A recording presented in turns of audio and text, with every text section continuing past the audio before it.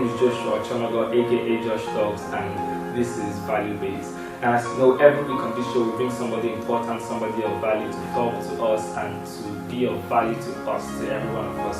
So today we have somebody very valuable here in our midst. He is an actor and he is the host of Impact 360. He is Mr. Victor Nwankwo. Thanks for coming on the show today. Thank you. Okay, so to the question, how was growing up like for you? It was a mixed grill of the good, the bad, and the ugly. Okay. Growing up in a family of 5, and second, death has led me first now. And we're too rich, too wonderfully rich that we're about 8 of us living in one room. Wow. Maybe I was the most privileged of all my siblings, because everybody was in government school while I was the only person in the private school. Even though paying school fees was issues, but it was pretty cool. It was all part of the making process of the man. It was not too wonderful. All the things I wanted to get as a child, I could not. Okay, so you went to Unical and you studied acting. Is it acting? Is it because, theatre arts? Or of course, I did theatre and media studies. Okay, so how were you able to cope in school? Since you just said growing up how was paying your school fees? Okay, I actually spent 3 years at home. One of the things about my going to school was that when I finished secondary school, within the first 3 years I stayed at home, I developed a conscious and an intentional lifestyle. I knew what I wanted to do within a year. So within the 3 years I was at home, I knew I was going to go to school for 4 years. So I actually acquired skills that I called mobile skills. Skills that do not require me to open an office to run. Skills that will be valuable while in school, because I know that it will not always come from home. So I learned how to do printing. I acquired the script writing skill. I acquired skills on cinematography, and those were the things that actually saw me through. And then a little bit of politics. Okay. Why did you choose to study theatre arts? Each time I am faced with this question, I first of all start by saying thank you to my church. It was actually Assemblies of God that discovered me, the actor, in 1999, September precisely. It was the first time I ever acted during the Children's Day of our church. A man, late Oliver Njibie of Blessed Memory, called me and said, "Boy, you are good with acting, continue." He gave me 1 dozen of exercise book and 500 naira. Damn! I said, "Now wow." So I felt I was good. So I continued. And then we now came together and formed what we called then So Winners Theatre. Continued. And I discovered that acting is one thing I can do for a whole day without eating. Wow. And I'm not bothered. So, and I needed to go to school and study something that even if there's no food in the house, I can still go for lecture. Yes. So that's it's actually my life. Okay, now it's a very tricky question. Do you think school is a criteria for success? I know school is very important, but do you think school is a must for success? They are really tricky, I must say, because certain things you would say, this is Nigeria, and yes. interpretation will go hellwise. But as a person, I keep telling the young ones who are following me today that if I knew the things I know now then, I would have gone to school to study theatre. It's just the truth. I would have acquired the skills I needed and pursued my life. But going to school has helped me a whole lot. But I do not think that success in life is tied to that paper called certificate. Once talent is discovered and necessary skills is acquired to beef up, like I shared with some young people on Sunday, talent is a raw material, skill is an announcer of talent. So once you discover your talent, acquire the necessary skills, break it off, go out.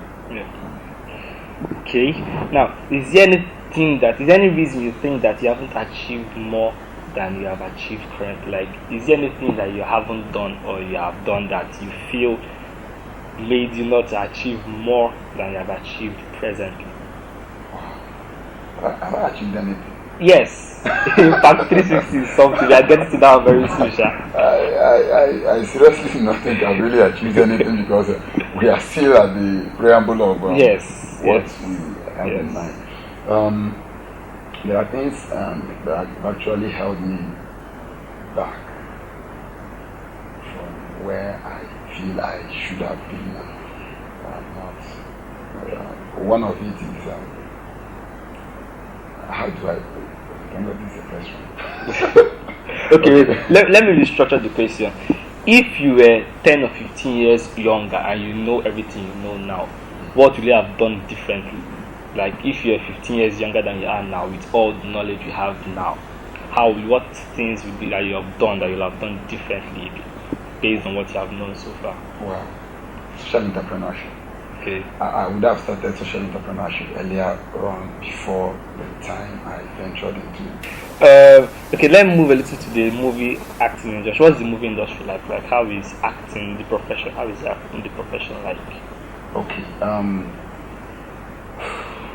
First, I think in Nigeria we are yet to have a movie industry. Okay. I get baffled that when people say Nollywood. I need to ask them, what is Nollywood? Where is Nollywood? Who is Nollywood? From where we borrowed it, of course, that name was given to or was imposed on us, just like the name Nigeria was imposed on us by the whites. And the whites who imposed this name on us has a place called Hollywood. It's a destination. So where is the destination called Nollywood? In Nigeria, you only have guilds. You have guilds who has no legislative backup in this country. Of course, I can decide not to join Nollywood, decide not to join Actors Guild and still become a superstar. And then you have several guilds in this country. So I think we are yet to have a harmonized industry. I think we are yet to have what we can look at and say, this is Nollywood, until Directors Guild of Nigeria, Actors Guild of Nigeria, Nigerian Society of Costumiers, Nigerian Guild of Editors, and so on and so forth come together, and we'll be able to say this is Nollywood, and the government is able to give us a space, and we'll be able to say this is. Of course, that's when we can begin to maximize. But to what we have now in Nigeria, I think we are not doing bad. Yeah. I think we're not doing badly. Even though I have my reservations with some of the products we have, but we are doing what I call localization. That is developing from below. Some of the cameras we use to shoot movies in Nigeria, the whites use it when they have birthdays in beaches. And there was this movie I was supposed to direct somewhere in Port Harcourt, and we were supposed to use red. And we went to rent the camera, and they were telling us it's 100,000 for a day. That was 3 years ago. 100,000 naira for a day, and we were to produce a movie for 14 days, and our budget was 4 million. From where did you go from? So, we're coming up. Yeah. Okay, how do you write movies also? Sure. How do you get inspiration for the movies you write? First, my biggest source of inspiration comes from the scriptures, especially the book of Revelation. Okay. I've studied the book of Revelation once I can remember 17 times. I read commentaries on Revelation, the book of Revelation. I read 6 different commentaries, like 6 different authors, 4 foreign and 2 Nigerian authors. So that's where I draw my highest source of inspiration. But most importantly, I'm a disruptive thinker. I do not like following the norm. And that's why there's none of my much movies in the market. I do not want to do, I have something on the cinema, but I do not want to do what is the norm. Okay. Now, how does an actor make money? Is it just from what they are paid for, or what are the different ways somebody in the movie industry can make money? If you ask how an actor makes money, I think that would be different from how. Yeah, that's why I rephrase it, so I would generalize like movie industry, Okay. how can make money? Different ways. Your value is your what? Okay. Yeah, true. What value you are able to bring to the table. That's from where we begin to put a price tag on you. So for an actor to begin to make money in the industry, the actor needs to grow. Needs to grow on your own, add value to yourself. If you are gifted in acting and you are good with acting, why don't you acquire some other skills? Why don't you become indispensable in the industry? So the more value you have, the more money you make. Your words, yeah. Okay. Now to Impact 360, that is like your monthly show. How did Impact 360, like why did you start Impact 360? Each time I have to talk about Impact 360, I didn't get dumbfounded of what to say, because I know that I came back from school having finished as a young graduate. I came back to the city of Aba, and each time I want to interact with young people around the axis of Aba where I live, I keep hearing things that I know they are just not there. Can somebody be telling you, we are tired of Nigeria, we need to sell Nigeria and get a new one? that becomes a norm. So I felt like, wow, there's so much that needs to be done amongst the young people. These are young people who are heavily talented, and I also discovered that the rate of street cultism is rapidly increasing. So, but most importantly, I discovered that young people in church are the most ignorant. They are the most ignorant. How can somebody be in church and you're praying in tongues and falling on the floor, breaking seats you can neither purchase nor produce? Okay. So those were the things that clustered together and gave rise to my thinking of having a platform where I could just contribute to the sharpening of the knowledge level of young people. So we started October 2016. When we had our first edition. Oh. So basically, Batch 360 was like started to provide value to as much as possible.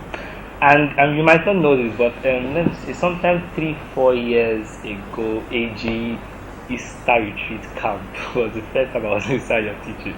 Like some 3 years ago.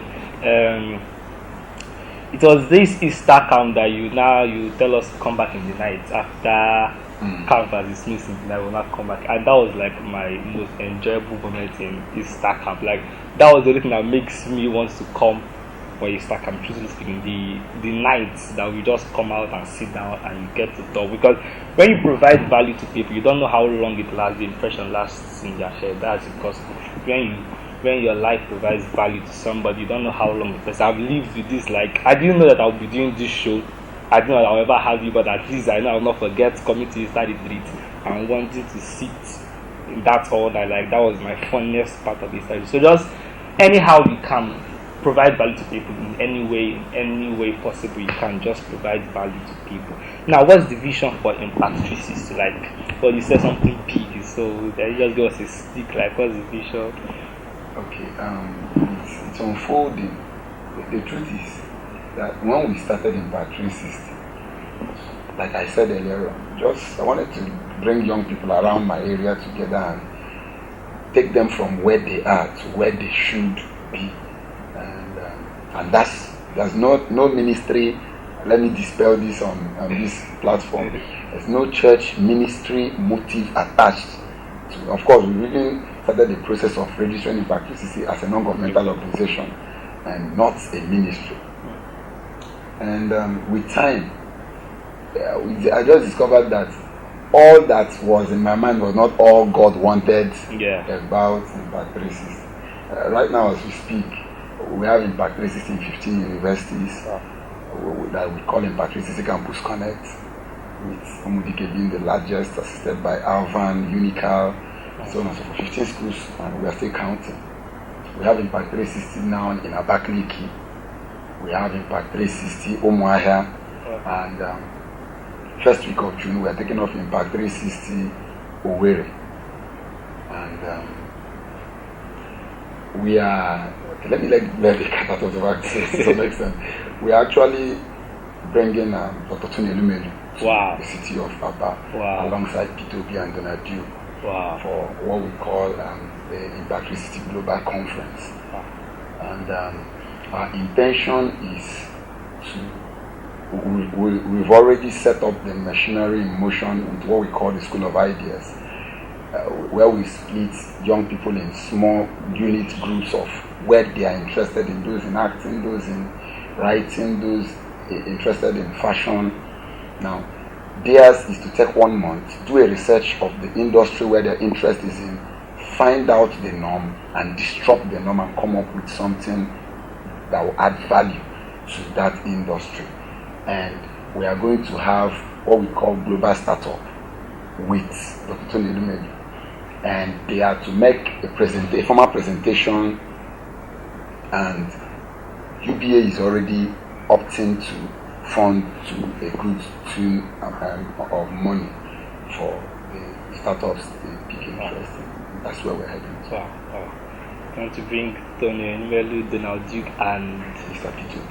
Wow. So he is the host of Impact 360, and if you've heard his plans, if you want to join, if you're interested in helping, his name is Nwankwo Victor. You can send him a message and ask of how you can be of help to this large, very large project.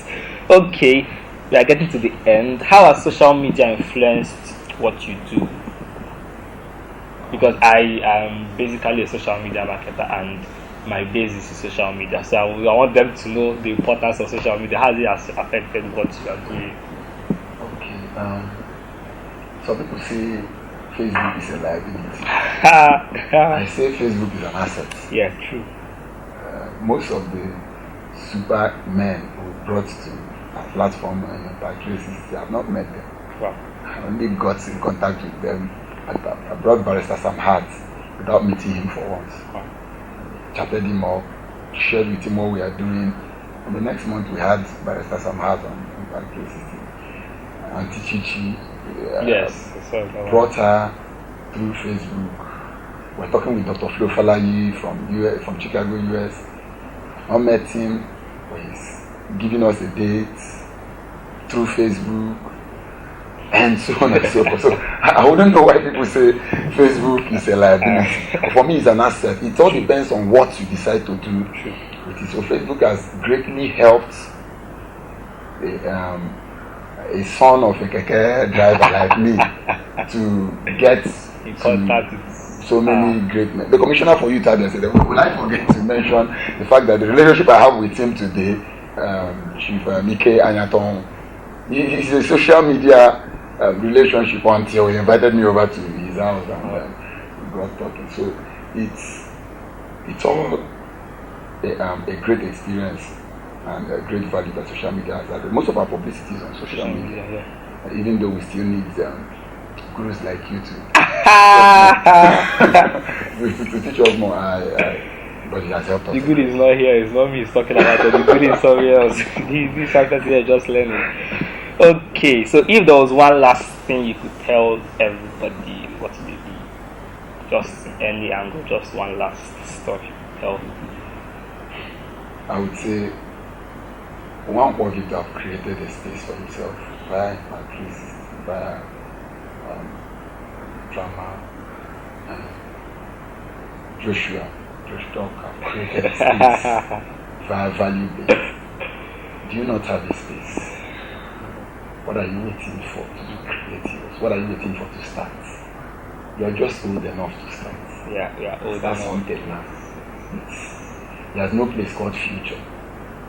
There's no place called future. The future you are looking for is today. The today you asked for yesterday is here. That's something. God bless you. Okay, thanks so much for watching. I am Joshua Chanago, and this is Victor Nwankwo. I met him 4 years ago first, though he did not meet me. I met him 4 years ago, and today we are here. So just start, and anything is possible. You don't know where you can be in the future. Thank you all for watching. Thank you for being here. Impact 360 holds every month, right? Yeah, every month. Third Sunday of every month. So you follow him up on Facebook and you see the flyers and know when, and they attend. I would like to attend very soon. I pray it happens. I want to attend very soon. Okay, thank you all for watching. I am Joshua Chanago, aka JoshTalks, and this is Value Based.